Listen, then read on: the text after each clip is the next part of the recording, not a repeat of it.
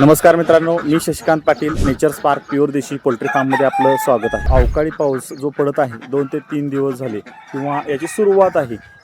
काही ठिकाणी वादळ होतं आहे, तर काही ठिकाणी मोठ्या प्रमाणामध्ये पाऊस होतो आहे. तर यावेळी पोल्ट्री धारकांनी काय आपण काळजी घेणं गरजेचं आहे? तर पहिली काळजी असं की आपले सर्व जे कोंबडे आहेत किंवा कोंबडे आहेत हे आपल्या शेडमध्ये जाणं आवश्यक आहे आणि त्यानंतर आपल्याला ती जी दारं आहेत ती बंद करून टाकायची आहेत, जेणेकरून वादळ किंवा वारं आत जाऊ नये आणि आपल्या पोल्ट्रीचं नुकसान होऊ नये.